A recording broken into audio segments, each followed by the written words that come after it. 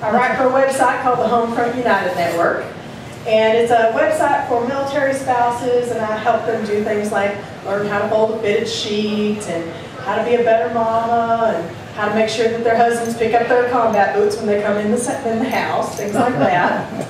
And so that means that I'm married, which I know is very disappointing to some of y'all. Yeah, I can tell this man over here is very disappointed by the fact that I'm married. How you doing, sweetie? Good, how are you? Good, but don't you worry.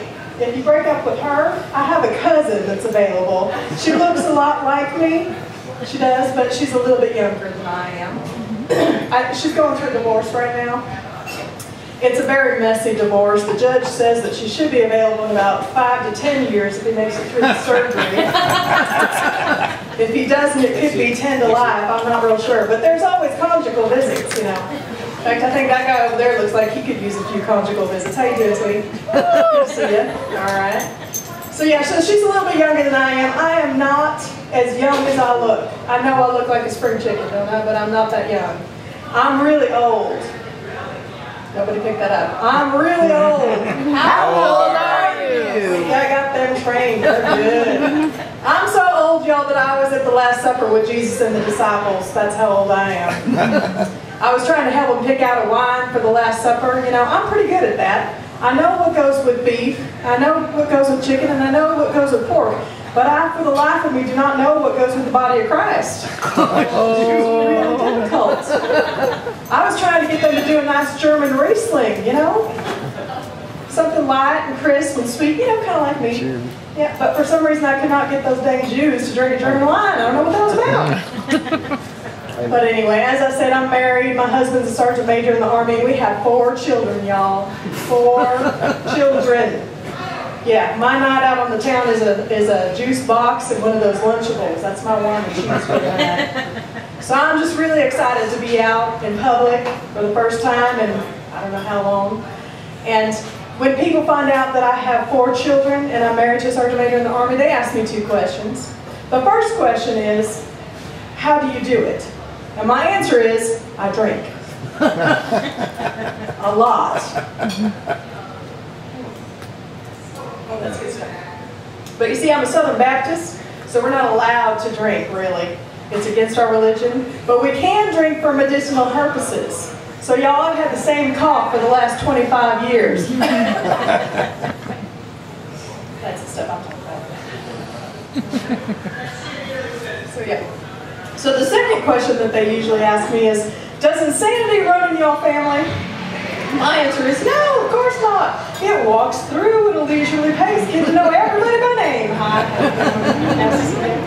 It's true. And that's one of the major differences about the North and the South, y'all. Y'all can't tell I'm from the South. Yes, the accent gives it away, yeah. So in the South, we love our crazy people. We do. We love our crazy people so much that we have whole parades dedicated to our crazy people. Y'all have been to Mardi Gras, you know what I'm talking about. Oh yeah. And I got up here to Portland and I thought, it's going to be a little different up here. But I tell you what, last year I was downtown Portland, just minding my own business, and all of a sudden there was a whole group of people on bicycles riding by, naked as the day they were born. I thought, hallelujah, come on. But no, we do love our crazy people in the South. They're usually our family members, so we don't like to put them in mental institutions. Or y'all call it treatment facilities up here. That's what y'all call it. We don't put them away. You know, if we put our crazy people anyplace, it's in a trailer park so Jerry Springer can find them. Oh yeah, that'd be great. Have y'all seen all these reality TV shows that are out there right now? There's a lot of crazy Southern people on these reality TV shows, I'm telling you. Has anybody seen that Lizard Lick Towing? You know what I'm talking about? Yeah. It's a couple of Southern boys, yep, that are repo guys, and they're crazy. Oh my goodness. They're my cousins. Yeah. Anybody seen that show Swamp Man? You know what I'm talking about? Yeah. I'm not related to them except by marriage. They're even too crazy for my family. It's true. But I have to say though that the crazy in my family is genetic, I'm pretty sure. My daddy's side of the family, they're all nuttier than a granola bar. My mama's side of the family, they're all nuttier than a squirrel turd. And then I found out not too long ago that I'm adopted. So we don't know what kind of crazy I'm going to inherit. But I have a sneaking suspicion that I am the love child of General George Patton and Martha Stewart. I mean, how else could you have all of this?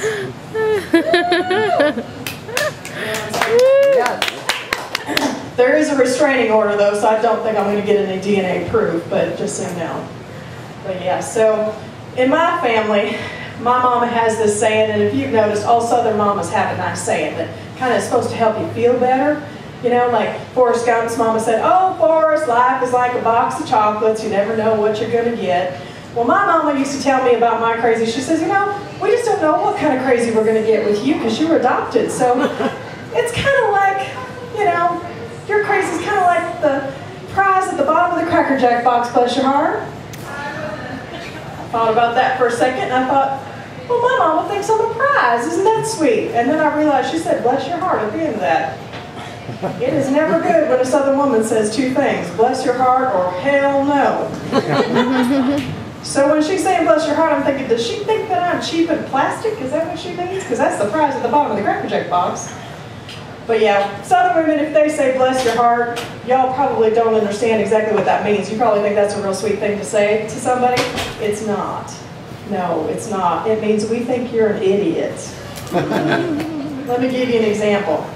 My grandmother, she was on that TV show, Hoarders. She had 12 cats. She didn't think that was nuts, so she got 15 more.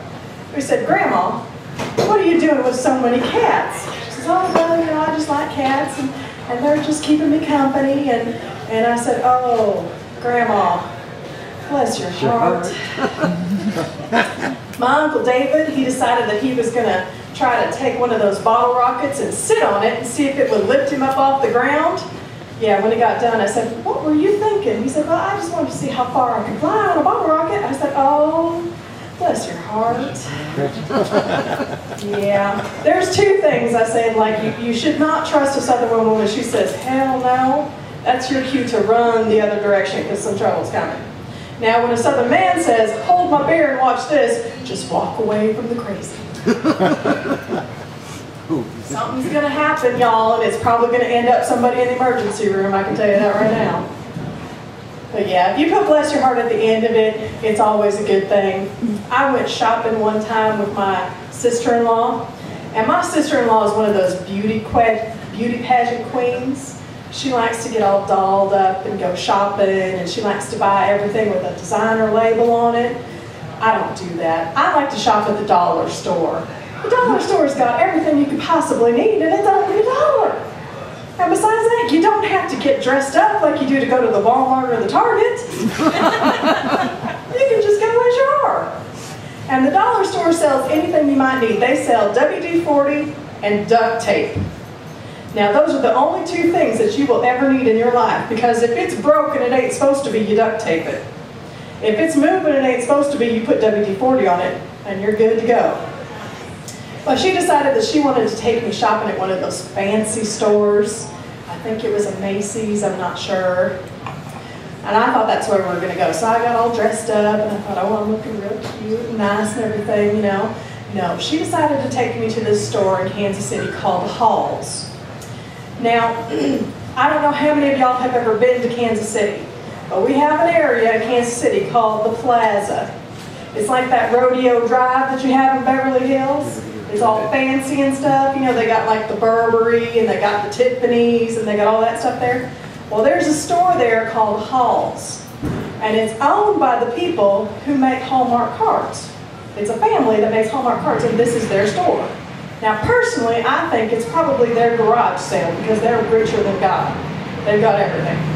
So we go, and this is right before she decided to marry my brother, and I didn't know very much about her, and I thought, no, I'll just go, and we'll have a good time, it'll be fine. We get in the store, y'all, and oh my God, I have never felt more out of place in my entire life. It was fancy. They gave us a glass of wine. I said, I'm never leaving.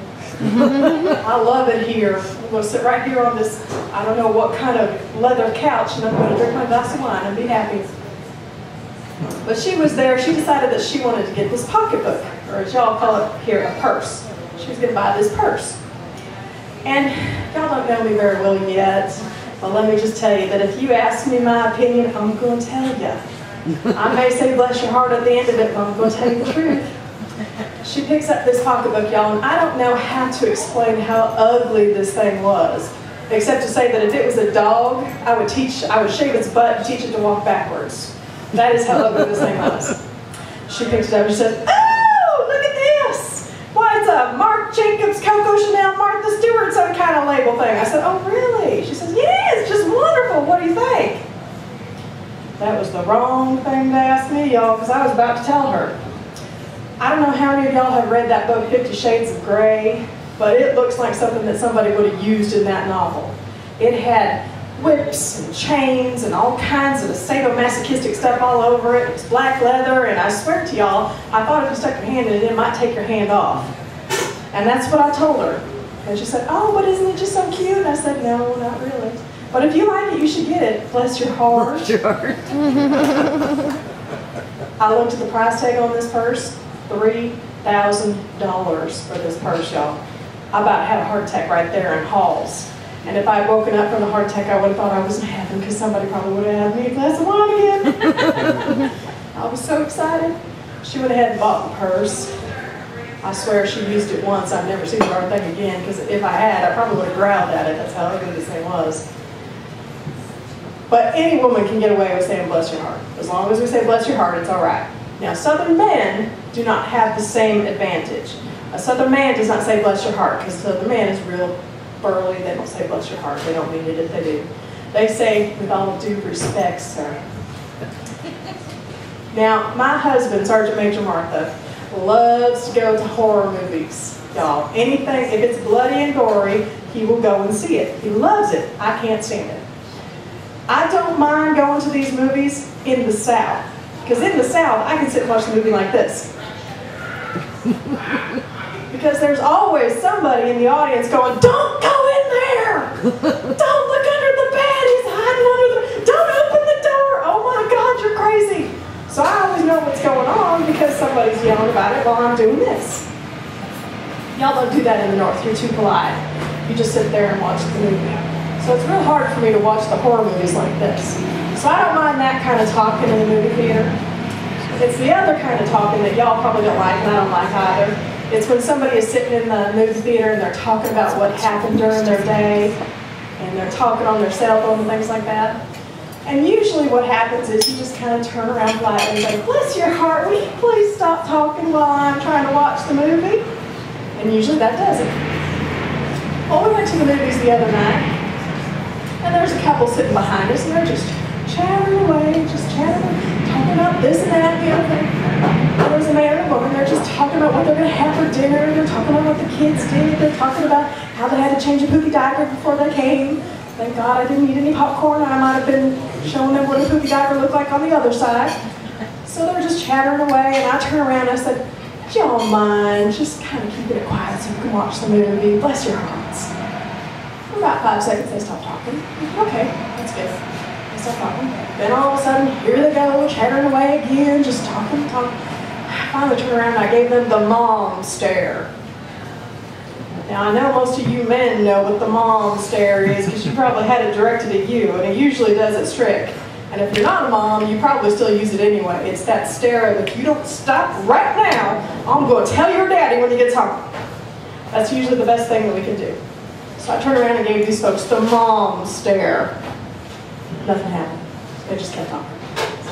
I was like, oh my God. So they were chatting away, I turned around, finally I go, "Shh.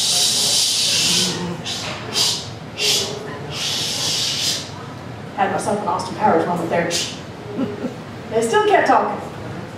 Oh my good Lord. I pulled out the mom stare. I pulled out the shh. I pulled out the "would y'all mind, bless your heart." Nothing worked.